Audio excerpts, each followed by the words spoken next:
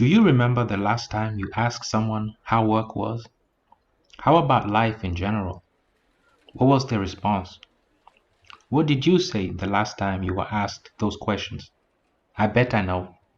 It's the same thing almost everyone I talk to says, and something I've been keeping track of the past few weeks. The unanimous answer: busy.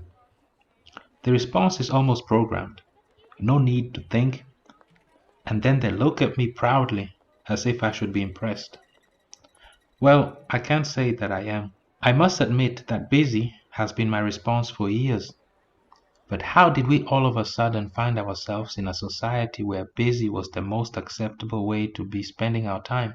We've talked of busy for so long that we've forgotten that being busy was never the goal. We are not on this earth to be busy.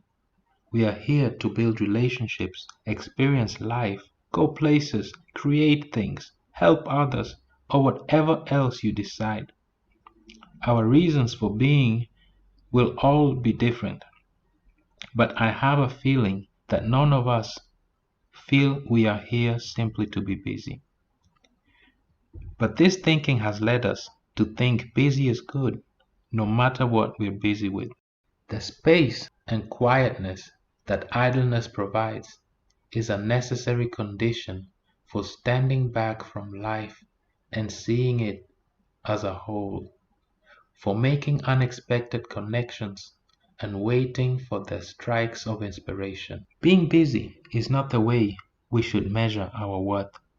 As mentioned, it is up to each of us to decide how we ought to be spending our time. I do not believe being busy is a worthy goal for any of us. Before you know it, you might get caught up being busy doing worthless things. Sadly, the business world continues to train us this way, as employees are expected to put in 8, 10, or 12 hours of work a day, even though some days we might have only 2 or 4 hours of productive things to do. But since we must seem to be busy, we fill the time, maybe with Facebook, chatting, or web surfing. Don't get me wrong, I am not encouraging laziness or not getting things done. It's quite the opposite. I've known business leaders and executives whose schedules have enough going on to give you a migraine, yet they don't feel busy at all. They feel calm and are happy. If something important comes up, they have time for it. Then I've met retired people who have all the time in the world to spend as they please, yet they always seem to be too busy for this or for that. Too busy for the things they love. They can never find enough time. How can this be?